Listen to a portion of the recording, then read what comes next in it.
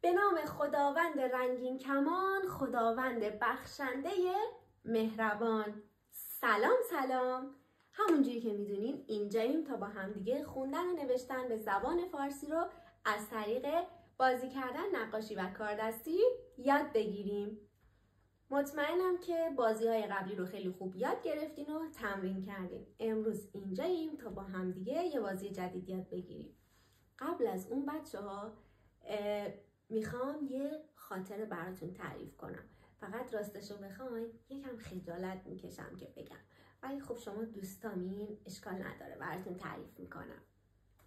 بچه‌ها وقتی که من کوچولو بودم، کلاس اول بودم، تازه میخواستیم خوندن و نوشتن رو یاد بگیریم، معلممون بهمون این که چجوری صدای اول کلمه ها رو پیدا کنیم، چجوری صدای آخر کلمه ها رو پیدا کنیم و اینا بهمون یاد داد و اینکه تمام صداهای یک کلمه، همون کاری که ما توی بازی قبلی انجام دادیم، مثلا لاک، ل، آ، همه صداهاشو بگیم رو بهمون معلممون یاد داد و گفته بود که امروز توی خونه حسابی تمرین کنین. هر چیزی که دیدین، هر وسیله‌ای، حتما همه صداهاشو بگین و تمرین کنین. همون روز بارون می اومد بچه‌ها.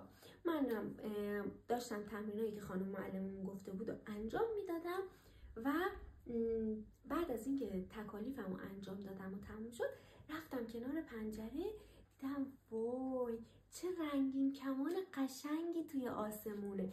انقدر خوشگل و بزرگ بود که خدا میدونه. بعد یه لحظه یادم اومد که همون بازی که خانم معلممون یاد داده بود و با کلمه رنگین کمانم انجام بدم.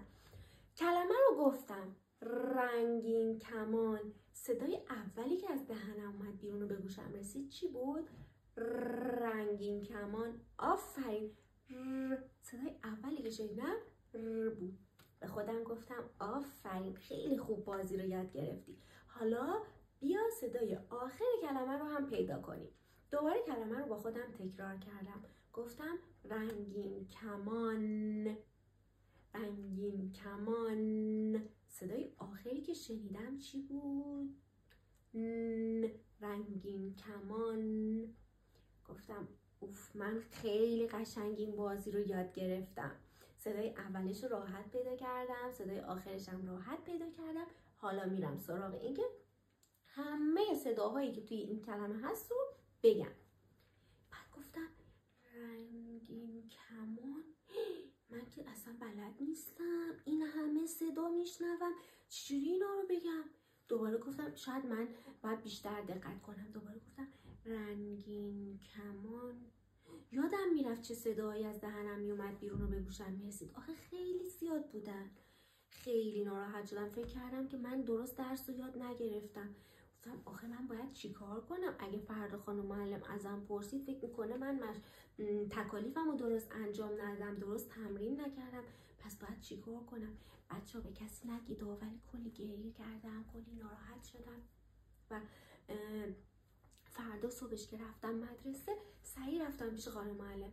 گفتم خانم معلم یه چیزی میخوام بگم، جلوی بقیه بچه ها نگو، من خجالت میکشم. گفت چی شده؟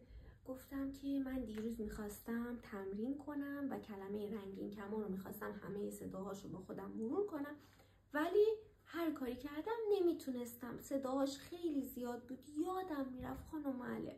حالا اینا رو گریه میکردم و میگفتم.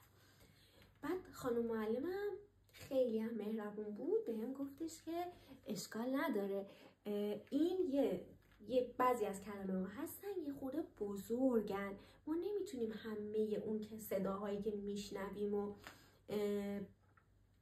پشت سر هم سری بگیم. باید این کلمه ها رو به چند تا بخش کوچولو تقسیم کنیم و بعد توی این بخشا دنبال صداها بگردیم. یعنی یه کلمه خیلی بزرگ رو میایم چند قسمت میکنیم. به این کارم میگیم بخش کردن. اون وقت ما راحت میتونیم همه صداهای اون کلمه رو بگیم.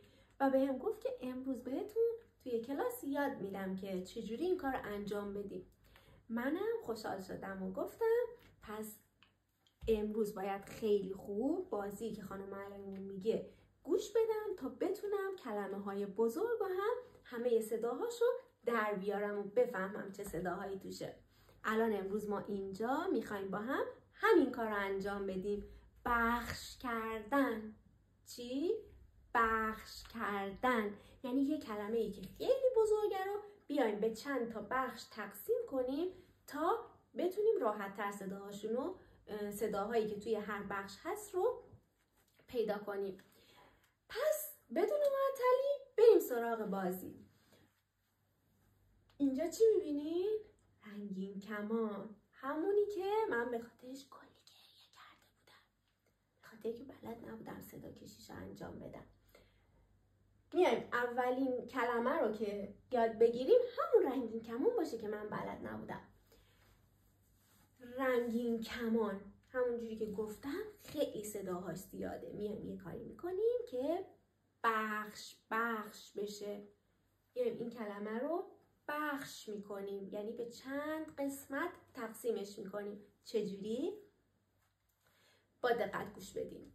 رنگین کمان. حالا با من دست بزنید و بگید رنگین کمان. خیلی بامزه است نه؟ دوباره بگیم رنگین کمان. رنگین کمان.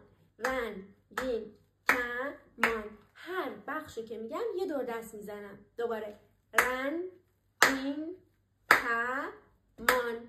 چند بار دست زدم؟ 4 بار. پس 4 بخشه. دوباره رنگین کمان. 4 تا بخش بود. کلمه بعدی چیه؟ عکسشو میبینید درسته؟ چوب لباسی. بازم اگه بخوام همه صداشو بگم خیلی زیاده، پس میام اینم بخش میکنم. چوب لباسی. چوب لباسی. چند بار دست زدم؟ 4 بار. پس اینم 4 بخشه. این چیه؟ الماس. الماس. چند بار دست زدم؟ 2 بار. پس چند بخشه؟ 2 بخشه. الماس. این آناناس. آناناس. چند بار دست زدم؟ آناناس. 3 بار. پس 3 بخشه. بستنی که من عاشقشم. بستنی. چند بار دست زدم؟ 3 بار. پس 3 بخشه. دوربین. چند بار دست زدم؟ 2 بار. دوربین. پس 2 بخشه. اینجا چی میبینیم؟ کیف. کیف. پس معلومه که یه بخشه و صداهاش اونقدر زیاد نیست که بخوایم کلمه رو به چند تا بخش تقسیم کنیم. گل. بازم یه بخشه. پس تعداد صداهاش انقدر زیاد نیست که بخوایم چند بخشش کنیم. لاک. همون کلمه‌ای که قبلا هم با هم تمرین کردیم. صداهاش زیاد نیست. پس بعضی کلمه ها ممکنه 4 بخش بشن، ممکنه 3 بخش بشن، 2 بخش یا حتی یه بخشی باشن. اونایی که یه بخشی هن یعنی تعداد صداهاشون زیاد نیست. حالا این بخش کردن رو که یاد گرفتیم یه بار دیگه با هم تمرین میکنیم. رنگین کمان. چوب لباسی. الماس. آناناس. بستنی. دوربین. بخش کردن رو مطمئنم خوب یاد گرفتین. حتما با کلمه هایی که دور و براتون هست، هر چیزی که به ذهنتون میاد، این بازی بخش کردن رو هم انجام بدین. و وقتی که خوب یادش گرفتین که مطمئنم انقدر باهوشین که زود و خوب یادش میگیرین، میتونیم توی هر بخش صداها رو پیدا کنیم. مثلا توی کلمه دوربین، دوربین، اولین چیزی که گفتم چی بود؟ دور. دور.